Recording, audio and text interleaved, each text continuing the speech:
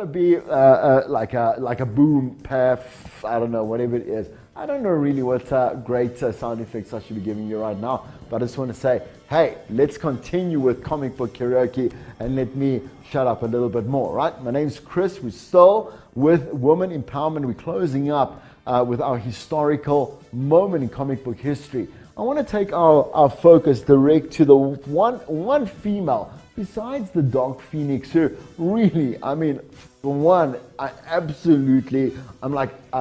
intoxicated by this woman, right? But I want to take attention just a little bit off Dark Phoenix, who just happens to destroy, I'd say, solar systems just out of pure lust, and this is why I love it. She's destruction, like personified, down to a little old Scarlet Witch. Eh? Just a simple girl, simple woman who wants a simple life, and just keeps on doing the exact opposite, or standing in the middle of exactly the opposite, a complete and utter destructive reality that she has simple power, kind of snap her fingers, better than Thanos, I can tell you that, and kind of just get into everybody's heads. There's a point in history, okay, comic book history, where she decides to kind of eradicate 90% of mutant kind. I say kind of because that's a little bit misleading. She decides to take away the fact that mutants exist. And it all starts out with something that I guess was a bit of a, I suppose, a hint or a teaser that we've watched commercially on WandaVision in 2021, where she, her reality starts to obviously bend everybody's reality that she feels and needs the insight of what she thinks is a perfect world. I'll tell you who's in the middle of it, right? The X-Men versus the Avengers. And there's the whole conversation. Destroy Wanda, keep Wanda where she is. While they're trying to kind of fight over that, she decides to just go ahead anyway and completely diversify what they thought reality is all about. This is one hell of an arc that you have to read if you haven't read it already. And we're going to ask Michelle to give us a little bit of insight around this. By only uttering a few words, not only did Scarlet Witch change everything, she nearly destroyed the Marvel Universe as we know it. This, my friends, is the story of the House of M. Where were you, Charles? We were supposed to protect them! Human and mutant relations are at an all-time low, and the city of Genosha, which was meant to be a mutant paradise where mutants could live in peace, is nothing more than an apocalyptic ruin. Sadly, Genosha is where our sad tale truly begins. 6 months after her breakdown, Wanda's state of mind hasn't improved. She lives in this reality where Vision is alive, and she's given birth to 2 healthy baby boys. However, with the help of Charles Xavier, who's doing all he can to find a remedy, she's met with the constant grim reality that this dream isn't real. What's real is that she took Vision and the other Avengers' lives. The problem Scarlet Witch, Xavier, and the world faces right now is the more Wanda uses her reality-altering powers, the more she loses her grip on reality. This would be fine if she was in control of it, but as we said before, she's not. So the question of the day is, what do we do with Wanda Maximoff? Let her be? Or as some would say, pull the plug? This debate begins between our favorite duo, Magneto and Professor X. Magneto isn't his normal headstrong self these days. He's remorseful. He blames himself for what happened to the Maximoff twins as he puts his fight against mankind above his own family. Seeing Eric in this state makes me feel kinda sad for the guy. But I mean, where's the lie? Between the two of them, they know what needs to be done. But the fate of Sister Maximoff doesn't lie in their hands.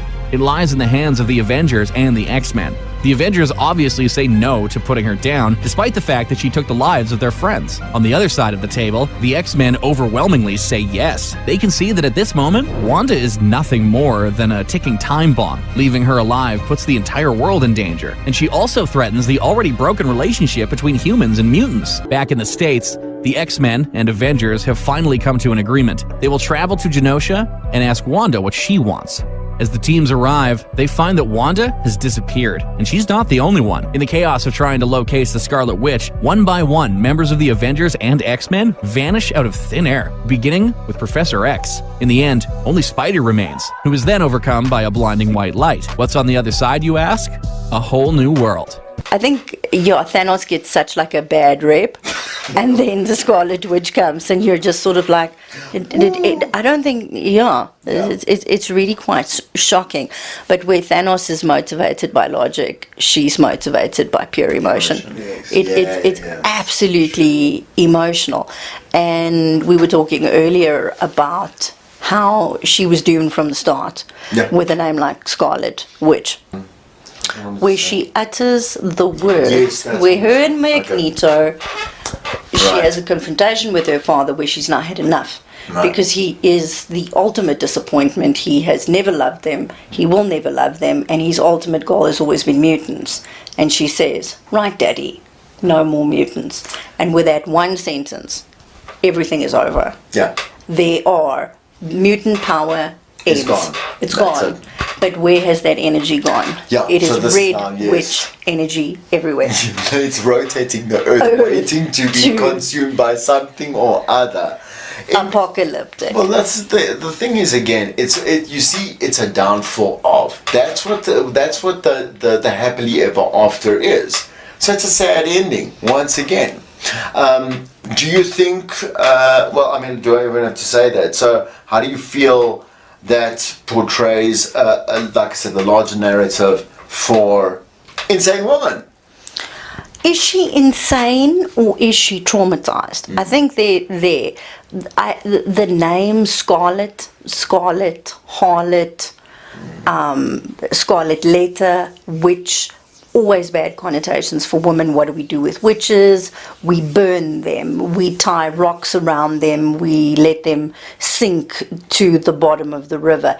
If they float, they shall be saved. They never do. We hang them. She's doomed. But with the childhood that she's had, the life that she's had, then she finds this brief flicker of happiness with Vision that is utterly destroyed, and it finishes her. And then to attempt to cling to some sort of happiness, and then her kind, and she is the pinnacle of her kind, which is an extreme isolation, to be the best. Or the worst of the best, the most powerful, the most dangerous, the most volatile. Everything about you isolates you.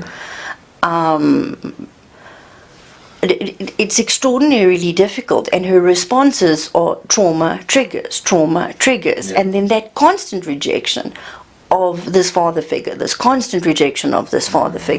and then that beautiful last line. Find Daddy. That word, Daddy. Not Dad, Pops, Father. Daddy. No more mutants. Reverting almost to a child. That thing. Is that what you want, Daddy? All you've ever cared about is the mutants, so there will be no more mutants. So I think she's not psychotic, she's not psychopathic, she's not sociopathic. She is a product of extraordinary sadness. And are we as readers able to feel empathy for her? I have empathy for her, I have none for the Dark Phoenix. And women like to generally create a lot of drama. But amongst the sisterhood. Yes. I'm saying to you, right? And again, there is, I mean, can you be strong with, this is so cliche, but can you be strong without being a bitch? Do you understand what I'm saying to you? Or do you understand that whole thing? Well, we were also, it was an interesting thing that I read the other day, that especially you now, in for some women, you get married, you become a mother, and then suddenly you are referred to as a superhero. Right, now this is great, right? Isn't it cool? Yeah. It's an excuse not to help us. It's an excuse not to help us because we get to do everything, right?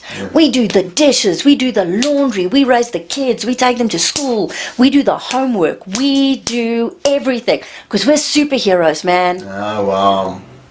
Because when you're a superhero, That's condescending. you don't need any help again. Yeah. So to me, it is the biggest slap in the face when someone goes, man, you're such a superhero. You want to see my superpower? But then, Because but it don't is- do that now. I mean, but you can't do that. But it's exactly, to me, it's just another Because moniker. then you're unhinged. Yeah, because then you're not unhinged. Then you're Yeah. the Scarlet Witch. You are the Dark Phoenix. No. We want Wonder Woman from you. Yeah, but that's the thing. Because Also, again, she has sex. She flies. She wears cool clothes. She has great hair. yeah, but if she makes an opposing statement, then there's like this sort of feeling like, ooh, but where are you going with this girl? You know what I'm saying, dude? Who does that? No. Aquaman sits on her whip. That's the superhero. Stop. That we get gifted. We get an apron that says Wonder Woman. Yeah. Because you're the superhero. You do everything. I'm again going to go sit on the couch while you load the dishwasher with one foot, while you wipe the kid's face with your other hand, and you got the chicken in the oven with the other hand, and you're trying to do a Zoom call with your nose over there, but you're such a superhero. And I was like, are you kidding me? This is just another moniker. So the two women who have done, I think, the obviously, and we know, not I think, I know, and we know, is Wonder Woman. absolutely, she's And- right over there. No, really. Yeah, and just the way that when she was introduced, there was the massive backlash and how they had to kind of fight their way forward for her to stay the way she is, but also then Princess Leia. Right now, She's right over there. but that's the thing. So she was brought in as a character that had no superpowers. No. She also was an immediate leader. There was Luke Skywalker with his most, what is that called now? The sword. You can see, I don't remember shit about lightsaber. And he used the Force. Yeah, but you know what I'm saying? Like she don't need the Force. You know what I'm saying? She is the Force. Yes. But the thing is, for real, we're not trying to blow smoke up Leia's butt. You know? She doesn't need it. Tell yeah, that. What did that do? We know what he did, but what did he do for you? Well, I mean, you grow up with certain, you had Snow White and we had Cinderella. Now this is like old 1940s, 1950s, 1960s. And everything is rather sort of like we're waiting for the man to come save us and it's all going to be fine and there's going to be a horse. But I mean, Snow White wanted to marry him after seeing him for about 3 minutes. She was also asleep she was half dead in a coffin when he sucked an apple out of her throat. There's a whole bunch of wrong over there. Sleeping Beauty's the same story, so we got all of that happening. But we had She-Ra for a minute. That was cool, and then I was about 8, so my mother rents these videos. And she says to me, this is going to blow your mind. So I'm a little bit nervous because the last time she said that, she rented Jaws. And that was quite distressing, and I was 5. And, swimming had become somewhat of an issue, so I was a little bit mistrusting. So, and it's Star Wars, and, reading is still a bit of an issue for me. I'm this little. And it is just unbelievable. This woman is fully clothed. Yeah. Her hair is questionable, but still so cool. That's cool. And she is just taking nonsense from nobody. Yes. She's talking back to someone who everyone's terrified of. Yeah. She's talking back to Han Solo. Yeah. Luke is rather pathetic at this point as well, especially in the first films. She is powerful already. Yeah. She's still a princess, but there's no little glass slippers. Yeah. There's no little mice. And It's utterly phenomenal to have seen this incredibly powerful woman being incredibly powerful and beautiful. Yeah. Nothing's hanging out, and she's just wanted, like man. she's got a gun, and she goes, "Listen, can you step back? I'll handle this."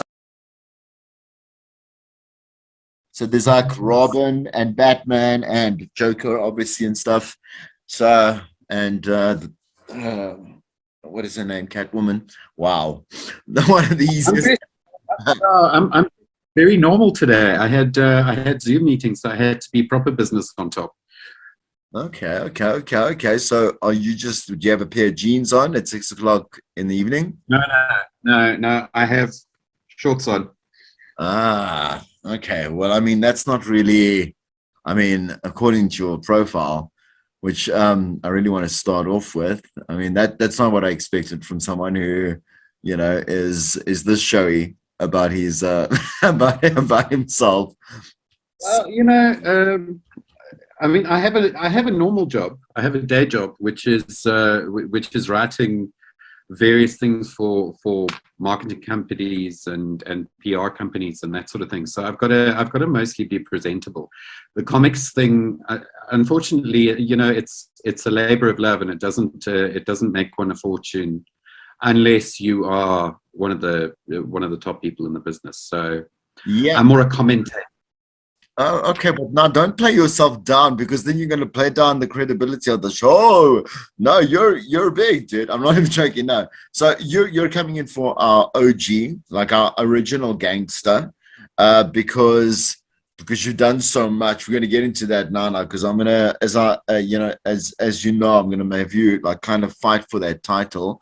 And I mean, I like this because I mean, it's a big resume that you've got there, So working definitely within, obviously, you're saying the corporate side, but it's all creative, So you've got your writing. I would suppose, I was going to say screenwriting. I just assumed that, that you'd have some kind of link into, the creative process of writing stories, whether it be on like a visual like platform or whatever it may be.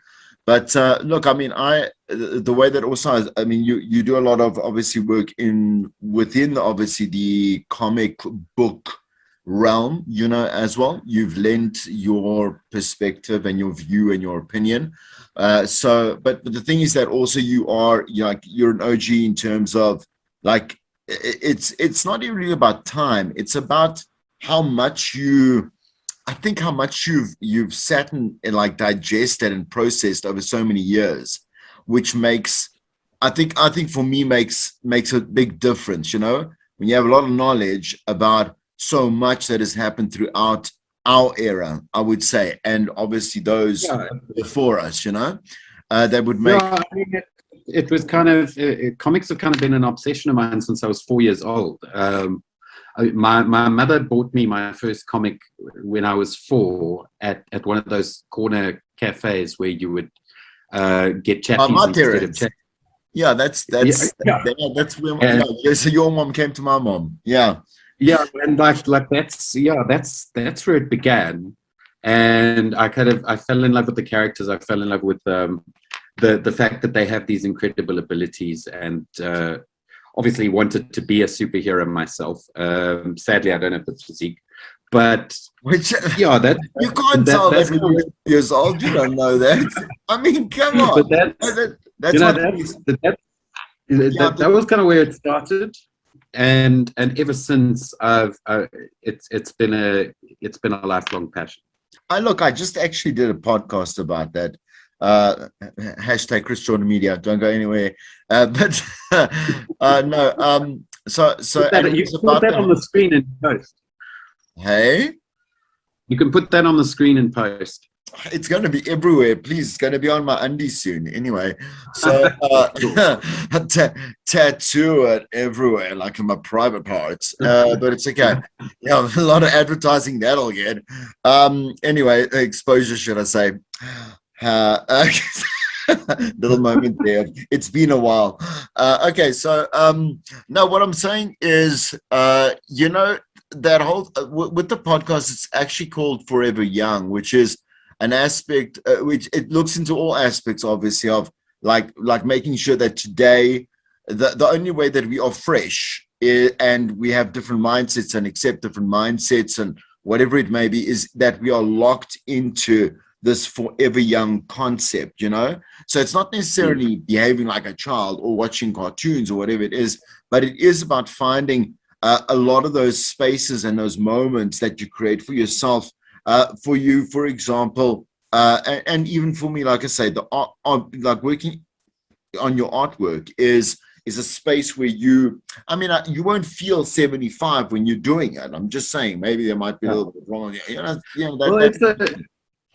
It's about, for me, it's always been about the suspension of disbelief. So, the stories are written, good comic stories are written in such a way that they come across as credible, and they come across as, in theory, something that could happen in the real world. That's why I love Iron Man and I love Batman. And you suspend that disbelief, and it allows you to escape into this world where these things could happen. I want to go to this defense, like you're defending yourself as an OG.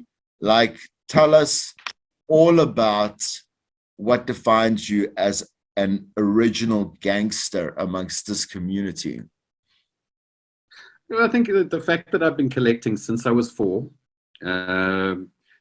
since I could read, I have way more collectibles than any 44-year-old man should have. Tell us about it. Tell us a little bit about it. I have a life-size Batman cowl on my table. I have a life-size Superman cape replica. Which was a limited edition from DC. I've got a signed, my most prized possession is a signed photo of Michael Keaton from 1992's Batman Return. I've got, I hold on to the special ones. So I've got a copy of Sandman Season of Mists with a personal message from Neil Gaiman in it, which is incredible. I have written for one of the top comic news sites in the world, Comic Book Resources. CPR. And I think I've got I've paid my dues as a collector and as someone who, I didn't so much learn comic history and stories as immerse myself in it. And I think that's probably what makes an OG, as you call it. Let's get political, as Skunk and my least favorite is kind of I guess the judgment that people who don't know anything about level at us. The fact that people think that anyone who goes to Comic-Con is, kind of overweight, lives in their mother's basement and doesn't have a job. Or, I think there are so many worlds to discover and so many people that are closed off to it simply because they think it's for kids, or they think it's childish, they think it's silly. That's a stigma, I think, that needs to be shaken. My favorite thing about it is that... Can I ask quickly, don't you think a lot of that is kind of no, I would say we've made good ground. I mean, we don't need like I say, human rights for it, but especially with the mainstream stuff that has become so incredibly, it is the Marvel has put that forward. It's become so mainstream that it's reached the interests of pretty much everyone, and then they take a little bit of that and don't go further, not collecting, like I said, doing the collectibles, whatever it is, but they like let's say the Comic-Con notions and whatever it may be. Like in that respect, I'd like to take that a bit further. I mean, everybody's seen the Marvel movies, yes, but ask 90% of the people who did if they've ever read a comic, and they'll probably say no. There's so much more for them to discover, and I just think a lot of people are missing out on it. There's so much more to Marvel than the Avengers franchise, and so much more to Batman than the Batman movies. True, but it's one way. It is one way to look. Not that we need more geeks. I think we've got like a very hefty amount of, like I say, subterranean versions of geeks. There's just it's such a massive. The more I do the research, or I do the reading, or whatever about this, just for this little passion project of mine, the more I realize, damn, it's like it's like opening up like an atoll. There's quite a lot of us that are there. Yeah. Our numbers are increasing. We are assimilating. Yeah. Okay, so then let's go with your most favorite thing. Just the fact that it's a completely immersive culture, and I think, as you say, for those of us who are in it, it's a great community, and we have so much common ground. And I do, I mix with a lot of people who have common interests with me. I'm very lucky in that respect. So I know fellow wannabe comic artists. I know real comic artists.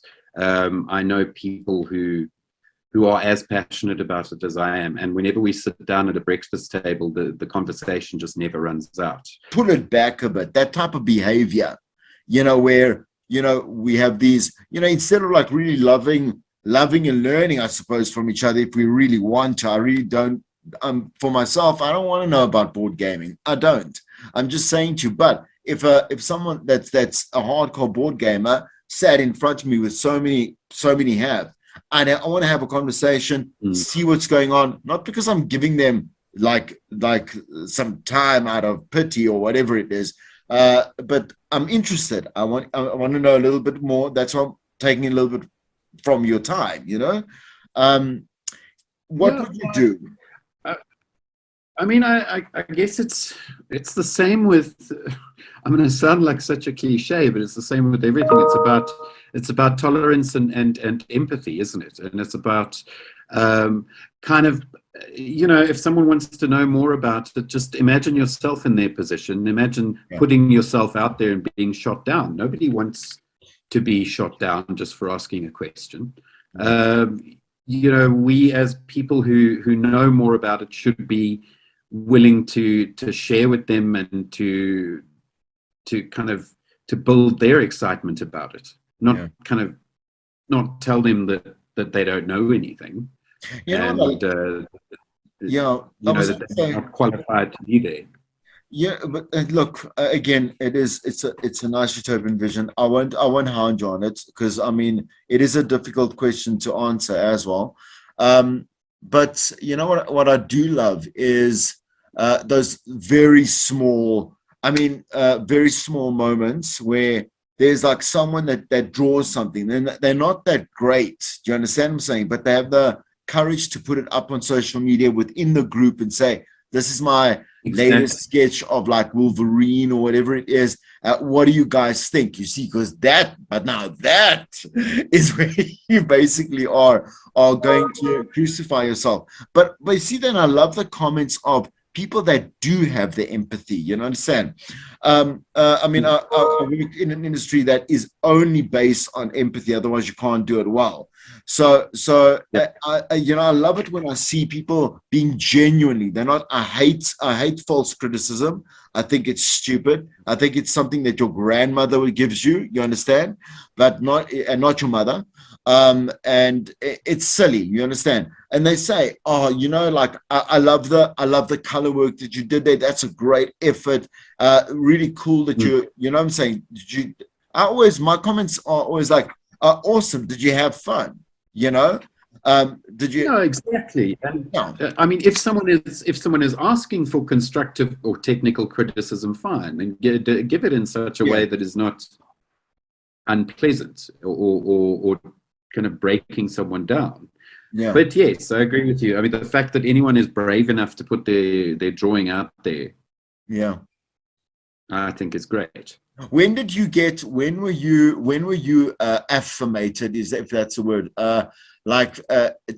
knowing that you are good at being a great illustrator? Like, how did you, because I mean your stuff is really cool, but I mean, what was that moment where you were like, I'm the boss, I'm gonna get some ladies with this?